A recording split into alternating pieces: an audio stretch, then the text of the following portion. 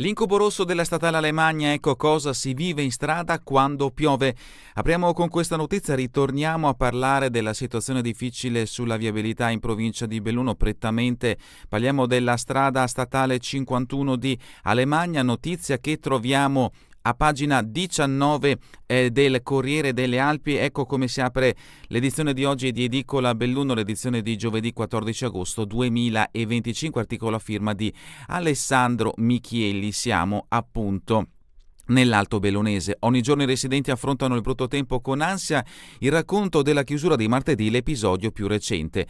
L'incubo rosso dell'Alemagna, solo chi lo prova può realmente capire il disagio che residenti, pendolari e turisti vivono da settimane a causa della possibile chiusura della statale 51 ogni qualvolta inizia a piovere, con il rischio che si ripetano nuove colate detritiche all'altezza di San Vito. Noi l'abbiamo vissuto e ve lo raccontiamo. La speranza quando sali sulla tua macchina e punti a raggiungere Cortina da sud o il Cadore da nord, la prima cosa che pensi è questa: speriamo non piova, altrimenti mi chiudono la strada. Ma se la giornata è bella e soleggiata, questo pensiero svanisce in un attimo. Ieri nel tardo pomeriggio abbiamo raggiunto Tai di Cadore, ci aspettava un incontro in un locale della zona ed il tempo non sembrava riservare particolari scherzi. Finita la cena e saliti in macchina, intravediamo in lontananza fulmini e lampi, ma dove saranno? Vabbè, partiamo, è meglio affrettarsi. Erano circa le 22, mancavano 20 km al nostro obiettivo, ovvero superare il ponte di Venco, l'area monitorata dai pluviometri che chiudono la strada tra San Vito e Cortina quando piove troppo, e raggiungere casa. L'ansia verso Borca di Cadore, ecco le prime gocce, no perché dai, se sono queste ce la possiamo fare, ma passato il centro abitato ecco iniziare il diluvio, non ce la faremo mai, da qui poi i minuti sembrano ore e la strada pareva infinita, e allora via a nuovi pensieri: se fosse chiusa o qualcosa o qualcuno che potrebbe ospitarmi, sì forse c'è mia cugina, ma non vorrei rompere le scatole come l'ultima volta. Ci siamo, mancano pochi secondi al ponte di Venco, vedo il semaforo lampeggiare, è fatta, ma poi giriamo la curva e davanti a noi ci sono due macchine ferme, un altro semaforo rosso, la strada è chiusa. Ecco, in questo momento parole e pensieri è meglio non riportarli. Niente da fare, noi che abbiamo seguito le regole ci accingiamo a girare la macchina in direzione Auronzo con la consapevolezza che la gestione della viabilità fa acqua da tutte le parti, e siamo a metà agosto, a metà del passo Tre Croci, poi arriva pure la beffa. ANAS ha riaperto la statale 51, il commento a questo punto lo lasciamo alla vostra immaginazione. Le reazioni: il prefetto, multe certe per chi è passato nonostante il divieto. È evidente che se si passa con il rosso si incorre nelle sanzioni previste dal codice della strada, lo dice il prefetto di Belluno Antonello Rocco Berton, con riferimento a quegli automobilisti che martedì sera col temporale in corso a San Vito hanno proseguito lungo l'Alemagna tra il ponte su Rio Venco e Dogana Vecchia nonostante il semaforo rosso indicasse di fermarsi. Ancora più numerosi sarebbero stati coloro che hanno sfidato il rigore del codice della strada provenendo da Cortina. Mi sono attivato presso l'ANAS per fare il punto della situazione, fa sapere il prefetto, e mi è stato spiegato che è stato acquisito il materiale girato dalle telecamere della Smart Road per verificare se le targhe sono leggibili. In questo caso l'autorità di competenza procederà. Rocco Berton dice di non comprendere il disagio di chi si trovava sul posto a quell'ora e si sentiva costretto a fare retromarcia e deviare per il passo Tre Croci ad Auronzo, ma l'allarme è scattato per la sicurezza proprio degli automobilisti, sottolinea il prefetto. La decisione di puntare le telecamere installate sui pali lungo l'Alemagna è stata condivisa da tutti i soggetti presenti in prefettura al tavolo che la scorsa settimana ha dato il via libera al monitoraggio. All'ANAS è stato chiesto di orientare le telecamere del tratto stradale interessato verso i due semafori posizionati poco prima del Rio Vengo a lato della corsia nord e a Dogana Vecchia a lato della corsia sud.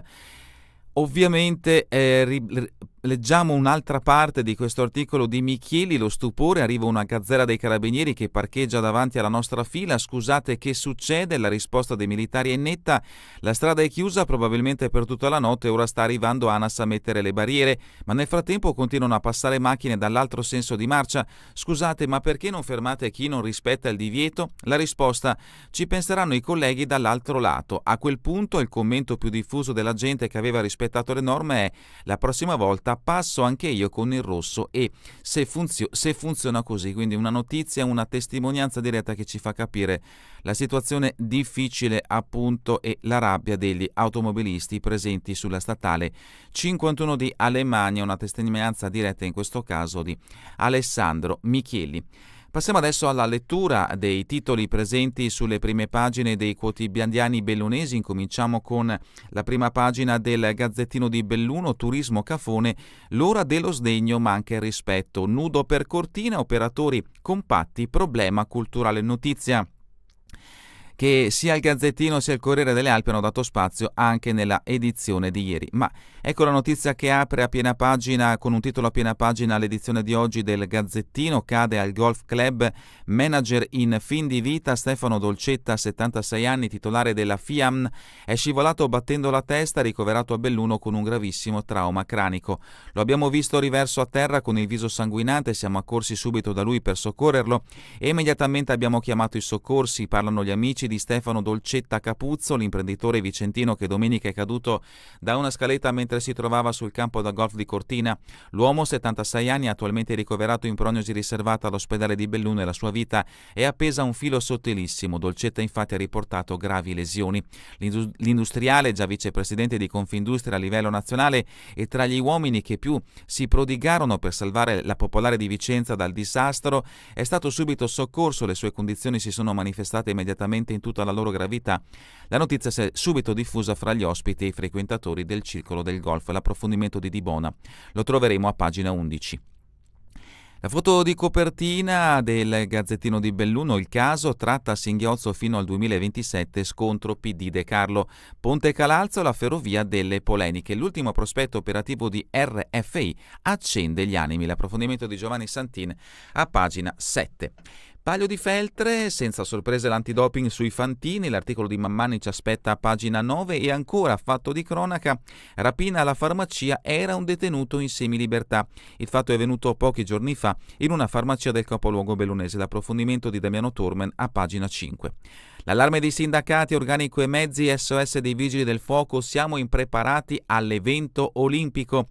Notizia a firma di Toscani che troveremo a pagina 2. E ancora, dalla prima pagina del Gazzettino di Belluno: Feltre, non solo fitness palestra promossa a centro regionale per la riabilitazione, sanitari, rifugi sani e sicuri, consegnati altri 5 attestati. L'articolo di Dibona a pagina 13.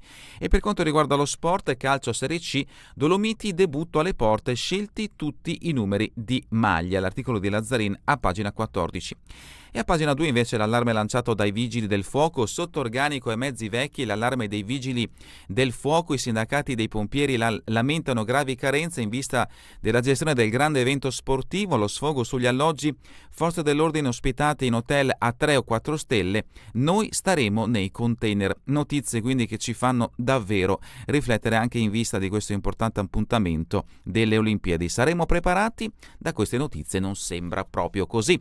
In vista delle Olimpiadi, Conapo e UIL denunciano ritardi e mezzi vetusti per i Vigili del Fuoco. Le due segreterie sindacali bellunesi lanciano infatti l'allarme. A meno di 200 giorni dall'inizio dei Giochi invernali Cortina-Milano 2026, i pompieri, in particolare il comando di Belluno responsabile della sicurezza in diversi ambiti, sarebbero impreparati a gestire l'evento. Finora, denunciano i sindacati, c'è stato solo un breve incontro informativo con il dirigente provinciale senza esiti concreti.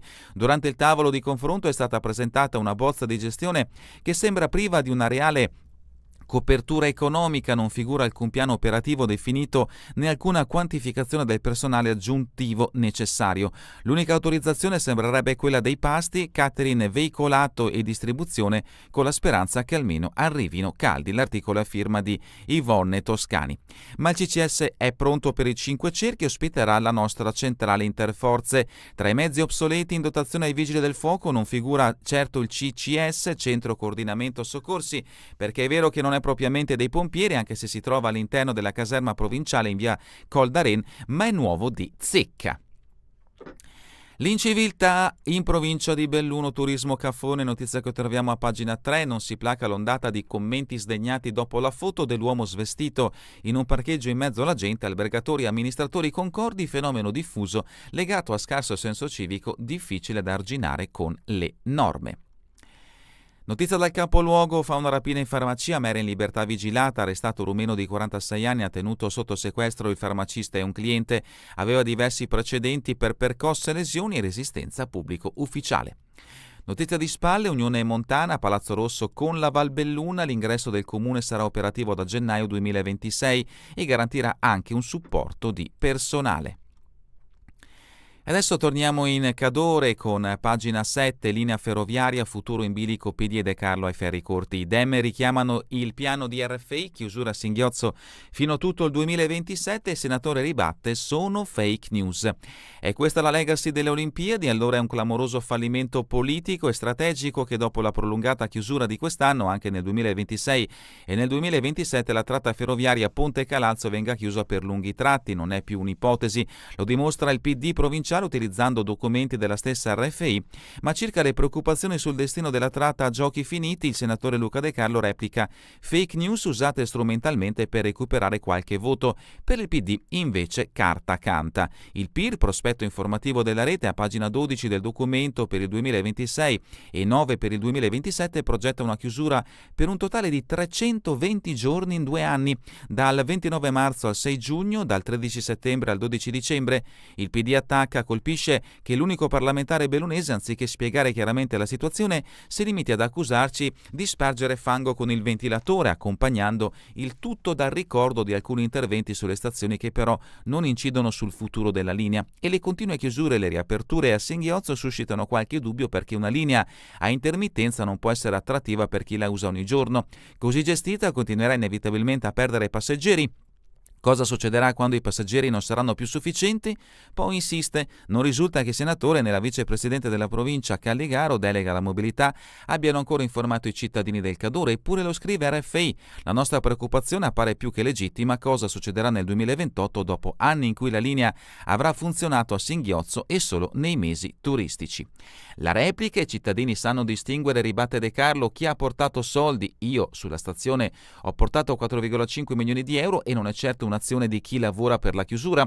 Qualcuno invece spera che alla fine delle polemiche gli resti qualcosa in vista delle regionali. Cosa dice oggi il PD? Non mi interessa, non lo seguo, non mi pare sia credibile. Del resto, cosa hanno da dire su una questione in cui da anni non toccano palla né in provincia né in regione né in RFI? Anche l'assessora regionale Elisa De Berti nega, sia da parte della regione sia di RFI, ogni ipotesi di chiusura. I numeri parlano chiaro: negli ultimi 10 anni sono stati investiti 65 milioni di euro nel 2025 di fondi legati alle Olimpiadi.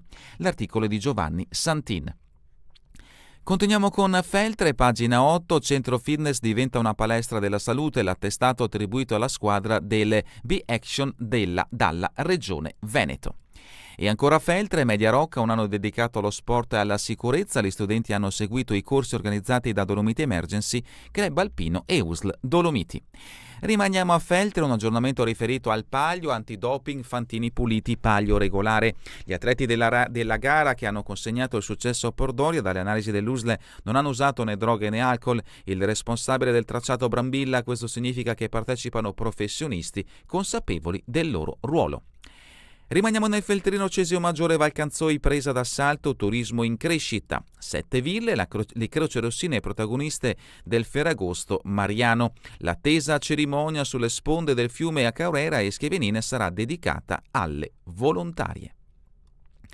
E adesso il fatto di cronaca che ci porta a Cortina d'Ampezzo: cade al golf, grave il manager Dolcetta. L'uomo, 76 anni, stava salendo una scalinata ma ha perso l'equilibrio e ha battuto la testa. L'allarme lanciato dagli amici, ora è ricoverato in prognosi riservata. Anima della FIAM, è una delle figure imprenditoriali più note della regione. La testimonianza: lo abbiamo visto che era già a terra e siamo accorsi da lui per soccorrerlo. L'articolo a firma di Marco Di Bona. Altro articolo che ci porta invece a Santo Stefano, a firma di Vonne Toscani: che Hermès di Ferragosto in paese, scattano divieti di sosta e di transito. E ancora da Cortina, paralizzato in quota dalla paura, 23enne salvato da falco. Queste le notizie principali che troverete in questa edizione del Gazzettino di Belluno. Passiamo adesso all'edizione del Corriere delle Alpi, siamo a pagina 15. Belluno, scuola, 116 docenti già assunti in ruolo. Al via oggi le chiamate per il sostegno, 4 gli istituti che si vedranno assegnare un nuovo dirigente, partono le procedure per il personale amministrativo. L'articolo è a firma di Paola Dallanese. Passiamo a pagina 17, fatti di cronaca giudiziaria, forbiciate contro il vicino, il PM ha chiesto il processo, chiuse le indagini preliminari su Ornella Gasperini, udienza a metà novembre, la vittima Giovanni Casolo si costituirà parte civile davanti al giudice per i danni, tentato omicidio a Sopra Croda. Anche il Corriere delle Alpi dedica spazio alla situazione della linea ferroviaria Ponte nelle Alpi Calalzo, con una dichiarazione anche del presidente dell'Associazione Bellunesi nel Mondo De Bona. Calalzo Ponte, Altolà di De Bona, tassello chiave per lo sviluppo. Bellunesi nel mondo, gli emigranti non rientreranno in una terra dove non si vuole investire né crescere. L'articolo a firma di Gianluca De Rosa. Il PD nei documenti chiusure per 6 mesi, sia nel 26 che nel 27, residenti ignorati. La replica De Berti, infrastruttura vitale che continuerà ad esistere. L'assessore regionale ricorda che in 10 anni sono stati investiti 65 milioni e la prova concreta che l'obiettivo è potenziare. Continuiamo con pagina, andiamo avanti perché c'è un inserto dedicato a che cosa fare in questo weekend in Veneto. Ovviamente per questioni di tempo non abbiamo tempo di leggerlo, a voi la scelta acquistando il Corriere delle Alpi. Passiamo invece a pagina 21, la segnalazione: over 50 feltrini in stato di indigenza, Gris chiedono soltanto di lavorare. L'ex amministratore conosce personalmente alcuni casi, ottengono risposte evasive e le soluzioni non si trovano. Altre notizie brevi dal Feltrino: Feltre, si cercano volontari per la rassegna Voilà. Pedavena, oggi e domani, gara nazionale di bocce per la specialità volo, e ancora Ferragosto in città, siamo sempre a Feltre, mercato e bar aperti domani in centro. Ancora da Feltre, Crippa, test mondiale al Giro delle Mura, l'annuncio del campione delle Fiamme Oro sui suoi profili social, riattacco il pettorale, a Feltre ritrovo tanti amici. L'appuntamento è per il 22 e il 23 agosto, le 2 giorni di corsa su strada. Il vincitore delle ultime 3 edizioni della gara correrà la maratona ai mondiali di Tokyo. Sempre da Feltre, notizia dedicata agli alpini, una sede per gli alpini è un luogo di socialità, l'ex alimentare di Aune diventa fulcro del paese. Non siamo a Feltre ma siamo nel comune di Sovramonte, la famiglia Gorza ha messo a disposizione il locale e quando ci fu bisogno la comunità ci sostenne, adesso tocca a noi.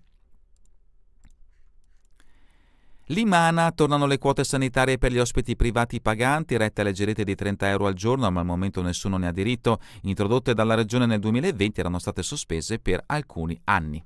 E sempre da Limana siamo in Valmorel, Uomo e Montagna, l'esposizione dedicata al fotografo De Barba. L'appuntamento è fino alla fine del mese di agosto.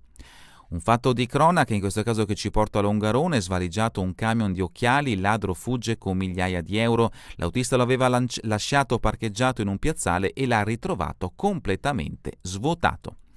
Appuntamenti a Tambra e Ferragosto durerà fino a domenica e in Alpago tanti sport diversi in una sola festa, torna il Giro del Lago.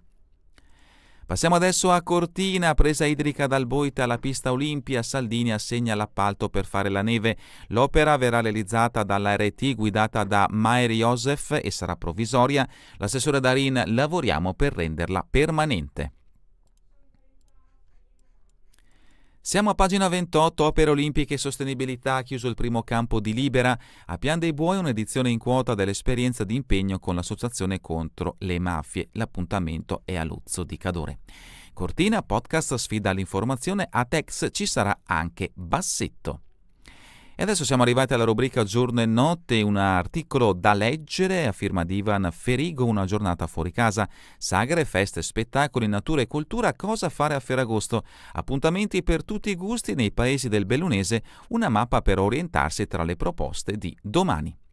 Dalla rubrica Cultura e Spettacoli, a Pordenone legge lo sbarco del gruppo NEM. Il Palazzo del Nord-Est ospiterà anche gli eventi Banca di Credito Pordenonese, valorizzazione degli editori e degli autori del territorio, lo dedica a Paola Tantulli. E terminiamo con lo sport bellunese, siamo a pagina 34 del Corriere Delle Alpi, pallavolo, la storica capitana della SB e del Sedico ha detto addio nel 2012 alla SPES, vinsi 3 campionati con coach De Salvador. Carlotta De Barba lascia dopo 20 anni sotto rete, è dura conciliare lo sport con il lavoro. L'intervista è di Nicola Pasuc. Mountain bike, la prima tappa, Marchette subito in vetrina, la Feltrina sale sul podio alla prestigiosa Swiss Epic. Basket, serie DR2, Fonzaso a coach Prompicai, Bristot resta ma come vice. Molte news nella rosa. È davvero tutto per questa edizione di Edicola Belluno. Vi ricordo che torneremo in replica questa sera via streaming alle 20 e domani mattina all'1 ora locale italiana. Domani faremo una pausa anche noi per la festività di Ferragosto. Torneremo invece puntuali il lunedì con le notizie dedicate al territorio bellunese. A voi tutti un buon proseguimento di giornata in compagnia come sempre di Radio ABM, la web radio dell'Associazione Bellunesi nel Mondo.